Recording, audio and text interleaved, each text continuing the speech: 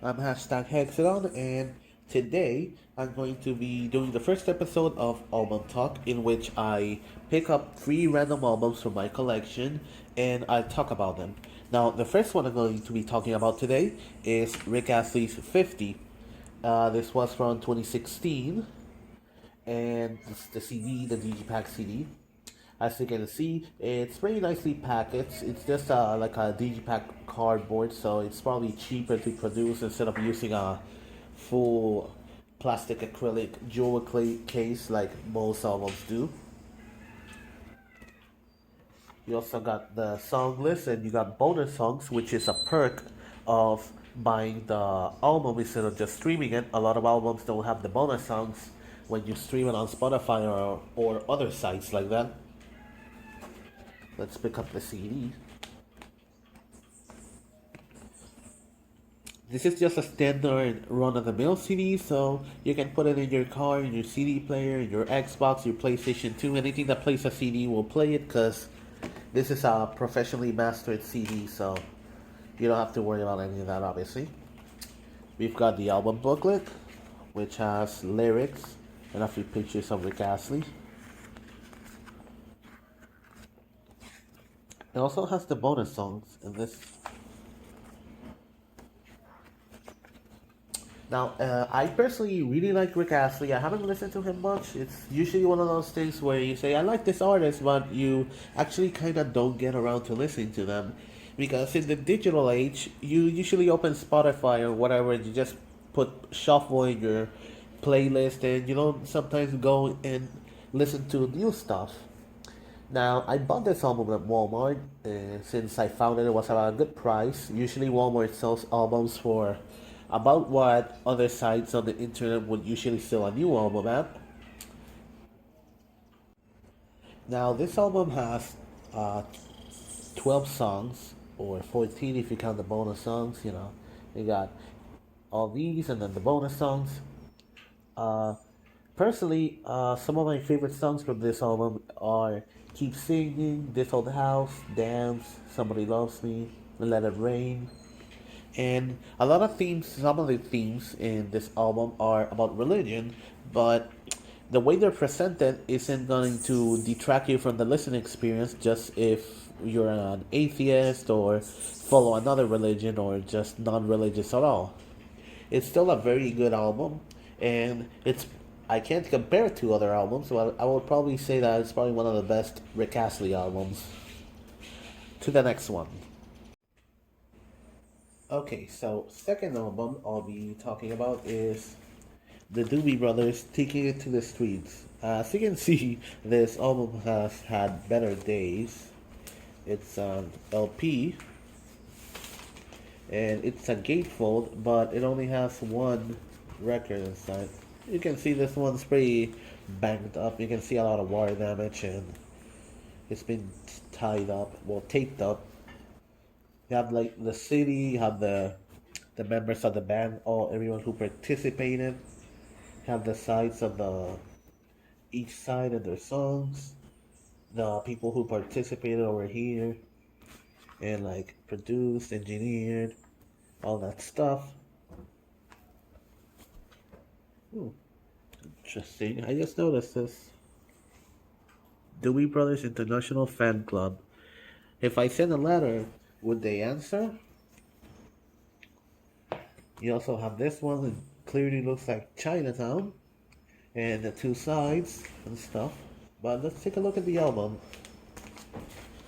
the record itself. It's really not much, but a lot of stuff always, it's on a record, so a lot of stuff has to go into the production of it, even down to the label, how it's gonna look. Sometimes they just go for like a very simple one. This one has like this trees on it. Let me put it back in. This record is not in perfect condition, but it's still listenable perfectly. Bought it for very cheap. It was like $5. Let's bring this over here.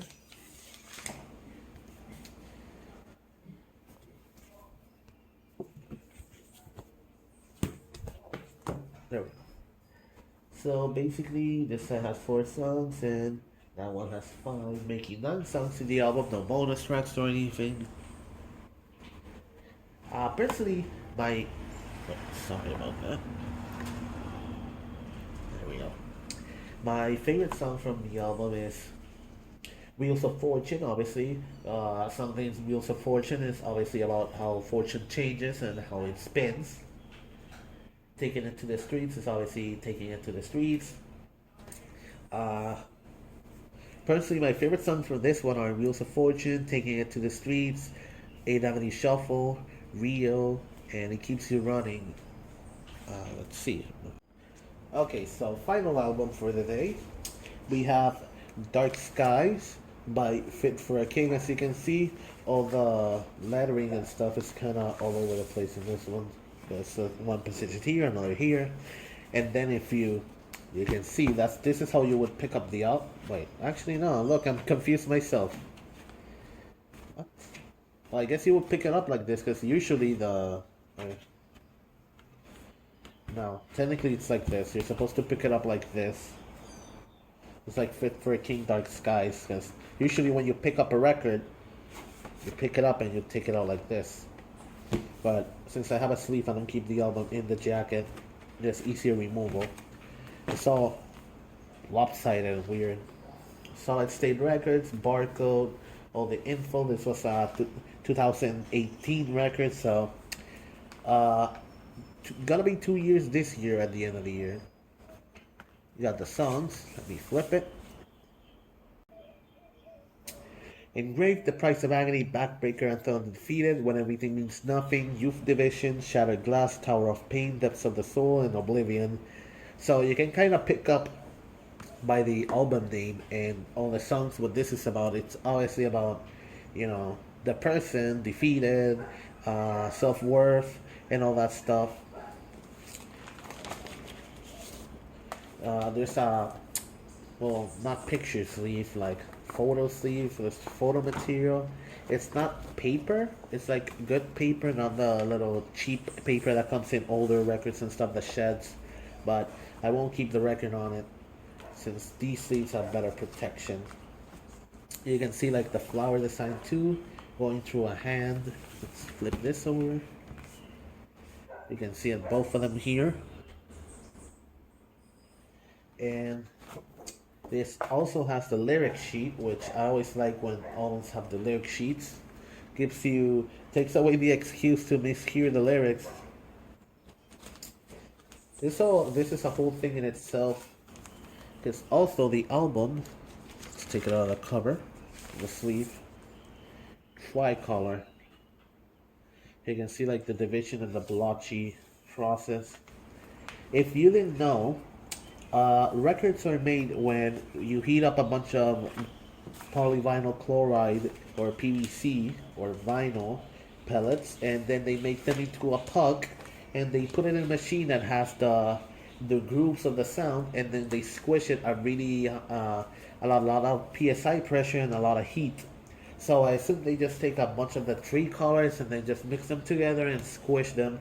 That's why you see the imperfections in the record. But obviously that doesn't stop you from enjoyable sound experience. The mastering is great. Sometimes people say, oh, these new vinyl records are all digital, they don't sound good. But that's not true. A lot of them still sound pretty good, especially from big artists or big places that print good records. So, personally, my favorite song from this album is Oblivion. And Depths of the Soul and Oblivion are both connected. If you were to listen to both songs, it just kind of, this one ends and this one continues instantaneously. And, well, let's start. For example, let's go over here. So you can see the lyrics. Make me a memory. How do I make my life something to remember? Give me a purpose. Race me through the smoke. A lot of these songs, hold on. A lot of these songs have darker themes about being forgotten, being angry, division, political aspects and stuff. At least in Price of Agony, the political aspect. About how people are defeated, how they fall down, how they feel like they can't get up, stuff like that.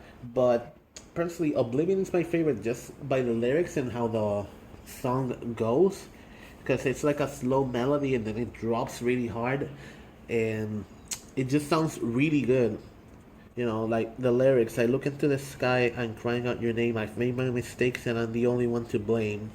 It's about someone who made a bunch of mistakes, who did stuff, but he still wants to be forgiven, but he doesn't know if he's above forgiveness, if the person he hurt is going to forgive that person, and that's what he wants. He wants to be forgiven for the mistakes he's done.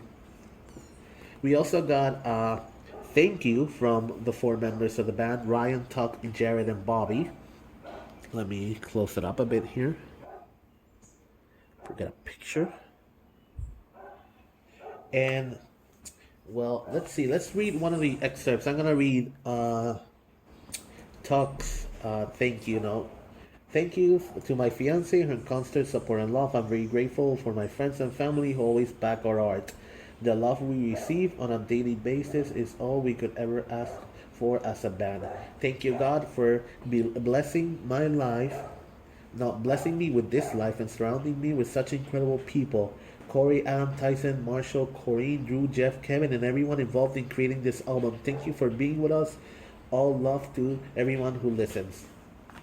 You know, it's a thank you know. So it's like thank you for everything, because being in a band in these days, being a big band or just like getting noticed, it becomes harder and harder due to the rise of the digital age. Anybody can make music these days, so standing out is harder. And that's pretty much it. Writing an album must be really hard. I've been trying to write songs, but since I don't know much about music, you listen to music, but making it is another whole different thing. Because you have to write lyrics, a song structure, melody, chorus, how it's all gonna go. It's very hard. It's amazing that these artists can all go on and release music that you can find in stores and stuff. I'm gonna put all albums side to side so you can see them all, but for now that's going to be everything. This is #Hexagon signing out. If you like this video, like and subscribe. You can always comment, tell me what you like about the video, what you didn't, so I can improve, because the point of this videos is, for people to watch them. So we got Taking It to the Streets, 50, and Dark Skies. Next time I'll be talking about other 3 albums, and that's it for now. Thanks for watching.